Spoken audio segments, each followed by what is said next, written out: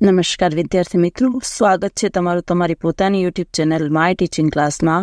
આજે આપણે ભણીશું ધોરણ 10 વિષય વિજ્ઞાન ગાલા સ્વાધ્યાય પોથીમાં પાઠ 2 એસિડ, બેઝ અને ક્ષાર. ચાલો વિદ્યાર્થી મિત્રો, વિભાગ એ ચાલુ કરીશું. વિભાગ એ શું છે?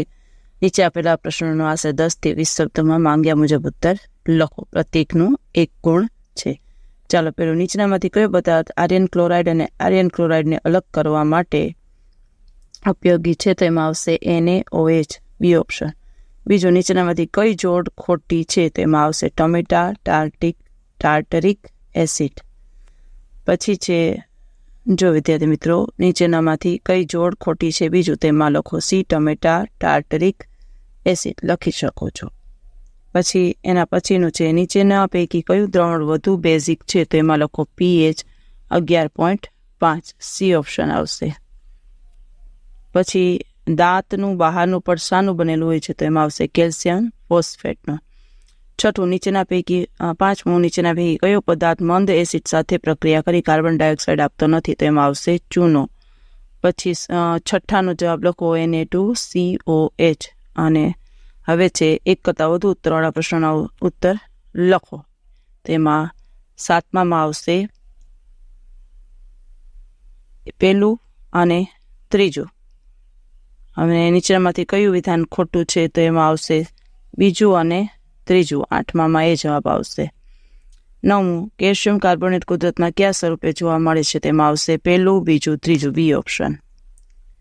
ચાલો વિદ્યાર્થી મિત્રો, પછી જે વિધાનો ખરા છે કે ખોટા તે જણાવો. ચાલો, પહેલું ખોટું, બીજું ખોટું, ત્રીજું ખરું, ખરું અને ખોટું. ચાલો હવે ખાલી જગ્યા પૂરો. તો પહેલી ખાલી જગ્યામાં આવશે એન્ટાસિડ, બીજામાં આવશે CaSO4 × 2H2O.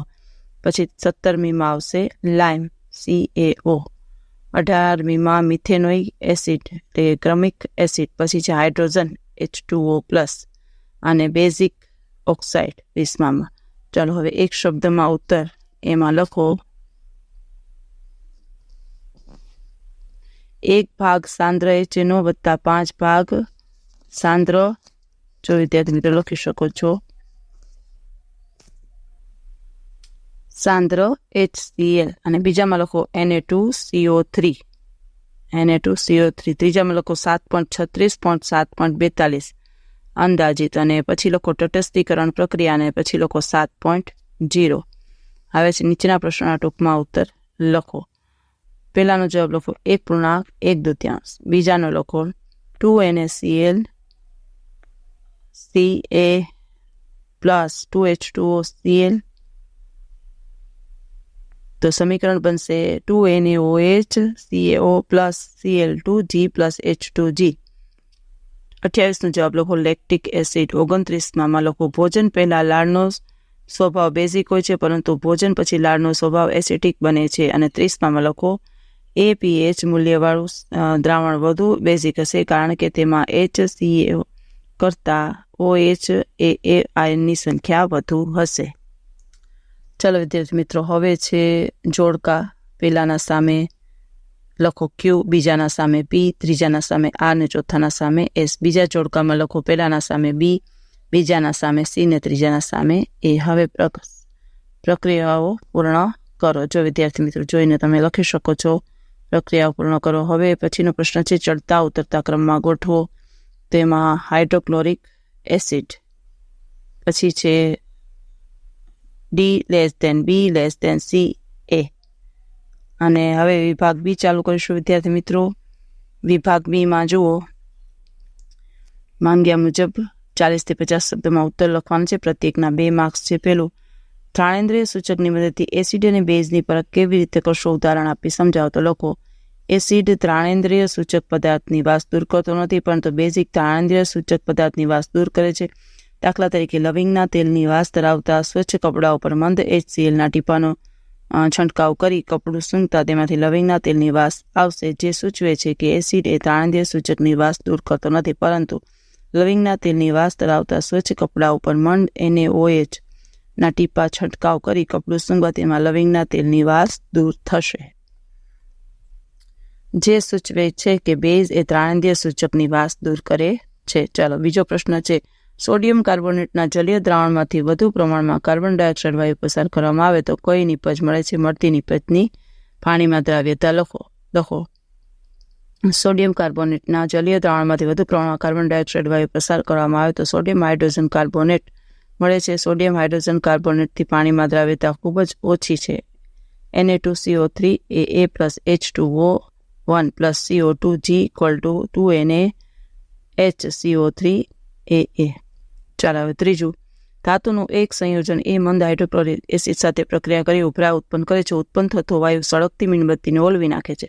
જો ઉત્પન્ન થતા સંયોજનો પૈકી એક કેલ્શિયમ ક્લોરાઇડ હોય તો પ્રક્રિયા માટે સંતુલિત રાસાયણિક સમીકરણ લખો. જવાબ લખો. ધાતુનું સંયોજન ACaCO3 છે. ઉદ્ભવતો વાયુ એ CO2 છે. સંતુલિત રાસાયણિક સમીકરણ આ પ્રમાણે છે. જો વિદ્યાર્થી મિત્રો તમે લખી શકો છો જોઈને. હવે ચોથો, શું બધા જ બેઝ પાણીમાં દ્રાવ્ય હોય છે? ને પાણીમાં દ્રાવ્ય બેઝ ક્યાં નામે ઓળખાય છે? લોકો ના. પહેલાનો જવાબ છે ના અને બીજાનો જવાબ લોકો પાણીમાં દ્રાવ્ય બેઝ એ આલ્કલી તરીકે ઓળખાય છે. લખી શકો છો વિદ્યાર્થી મિત્રો. હવે પાંચમું છે એ દાખલો આપેલો છે. તમે જોઈને આ રીતે દાખલો પણ લખી શકો છો. તટસ્થીકરણની પ્રક્રિયા છે મુજબ. આગળ જોઈએ વિભાગ સી છે. નીચે આપેલા પ્રશ્નોના આશરે 60 થી 80 શબ્દોમાં મુદ્દાસર ઉત્તર લખો. 3 માર્ક્સનો છે. એક દૂધવાળો તાજા દૂધમાં ખૂબ જ અલ્પ માત્રામાં બેકિંગ સોડા ઉમેરે છે તો પેલું તે તાજા દૂધની પીએચની 6 થી થોડીક બેઝિક તરફ શા માટે ફેરવે છે? અને બીજું, શા માટે આવું દૂધ દહીં બનાવવા માટે વધુ સમય લે છે? લખો. તાજા દૂધમાં બેકિંગ સોડા ઉમેરવામાં આવે તો પીએચનું મૂલ્ય 6 થી વધે છે કારણ કે બેકિંગ સોડા બેઝિક ગુણ ધરાવે છે. બીજું, દૂધમાં અલ્પ માત્રામાં બેકિંગ સોડા ખાવાના સોડા ઉમેરતા દૂધ બેઝિક બને તેથી દૂધમાં રહેલા લેક્ટિક એસિડનું તટસ્થીકરણ થાય છે અને તેથી દૂધ દહીંમાં રૂપાંતરિત થવા માટે વધુ સમય લે છે. હવે બીજું, ધોવાનો સોડા અને બેકિંગ સોડાના 2 મહત્વના ઉપયોગ. તો લોકો ધોવાનો સોડાના ઉપયોગ કાચ, સાબુ, કાપડ અને પેપર ઉદ્યોગમાં. બીજું, પાણીની સ્થાયી કઠિનતા દૂર કરવામાં. અને બેકિંગ સોડાનો ઉપયોગ એન્ટાસ્ટિક અને પેનાસિક તરીકે સોડા એસિડનો ઉપયોગ આગ બુઝાવવા માટે. હવે છે ત્રીજું, ક્ષાર પરિવારનો અર્થ લખો. સોડિયમ ક્ષાર, ક્લોરાઇડ ક્ષાર અને મેગ્નેશિયમ ક્ષાર પરિવારના 2 ઉદાહરણ આપો. તો લોકો એક સમાન ઘન અથવા ઋણ આયનો ધરાવતા ક્ષારોને ક્ષાર પરિવાર કહે છે. સોડિયમ ક્ષાર પરિવારના ઉદાહરણ NaCl, Na2SOH. ક્લોરાઇડ ક્ષાર પરિવારના ઉદાહરણ NaCl, KCl, MgCl2 ને MgSO4 છે. ચાલો વિદ્યાર્થી મિત્રો, હવે વિભાગ ડી ચાલુ કરીશું. વિભાગ ડીમાં જુઓ, નીચેના પ્રશ્નોના ઉત્તર લખવાના છે. પેલો, જલીય HCl નું દ્રાવણ વિદ્યુત વાહક કેમ છે? બીજું, જ્યારે એસિડના દ્રાવણને પાણી વડે મંદ કરવામાં આવે ત્યારે H3O+ ની સાંદ્રતામાં કેવો ફેરફાર થશે? ત્રીજું, કોની pH વધુ હશે, સાંદ્ર HCl કે મંદ HCl? ચોથું, મંદ HCl ની NaHCO3 સાથેની પ્રક્રિયાનું સમીકરણ લખો. પેલું, એસિડ જ્યારે પાણીમાં ઓગાળીને દ્રાવણ બનાવે છે ત્યારે એસિડનું આયનીકરણ થાય છે. પરિણામે ઉદ્ભવતા આયનોની હાજરીને કારણે તેમાંથી વિદ્યુતનું વહન થાય છે. બીજું, જ્યારે એસિડના દ્રાવણને મંદ કરવામાં આવે છે ત્યારે એકમ દીઠ હાઇડ્રોજન આયનોની સાંદ્રતામાં ઘટાડો થાય છે. મંદ HCl ની pH હશે કારણ કે તેમાં H આયનની સાંદ્રતા ઓછી. હવે HCl AA plus NaHCO3 NaAA plus H2O plus O2G. ચાલો વિદ્યાર્થી મિત્રો, પ્રશ્ન નંબર 2 નીચેના પ્રશ્નોના ઉત્તર આપો. પેલું, આપણા પાચન તંત્રમાં pHનું મહત્વ સમજાવો. અને બીજું, વિરંજન પાવડરના સૂત્રો જણાવી તેના કોઈ પણ 3 ઉપયોગો લખો. ચાલો લખો. પેલું, આપણે જાણીએ છીએ કે તેમ ખોરાકના પાચનમાં જઠર અગત્યનો ભાગ ભજવે છે. જઠરમાં ખોરાક પ્રવેશવાને લીધે જઠરમાંથી હાઇડ્રોક્લોરિક એસિડ આવે છે જે ખોરાકમાં પડે. પરિણામે pH લગભગ 1 થી 3 ની વચ્ચે બદલાતી રહે છે. pHના આટલા ઓછા મૂલ્યને જઠરમાં પેપ્સી નામનો ઉત્સેચક સક્રિય બને છે જે ખોરાકમાંના આટલા ઓછા મૂલ્યે જઠરમાં દર્દ અને બળતરા થાય છે જેને એસિડિટી કહે છે. એસિડના ઉપચાર માટે બેઝને ઉપયોગ કરીએ છીએ જેને એસિડિક કહે છે. તે જઠરમાં હંમેશા વધારાના એસિડનું તટસ્થીકરણ કરે છે.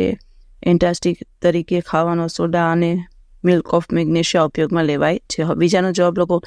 વિરંજન પાવડરનું સૂત્ર CaCO Cl2 છે. વિરંજન પાવડરનો ઉપયોગ પેલું ટેક્સટાઇલ ઉદ્યોગ, સુતરાઉ તેમજ વિરંજન પાવડર માટે, કાગળ ઉદ્યોગમાં લાકડાના માવા વિરંજન માટે તેમજ લોન્ડ્રીમાં ધોયેલા કાપડના વિરેચન માટે બીજું, અનેક રાસાયણિક ઉદ્યોગમાં ઓક્સિડેશન કરતા તરીકે ત્રીજું, ધોવાના પીવાના પાણીને જંતુરહિત કરવા જંતુનાશક તરીકે ઉપયોગ થાય છે.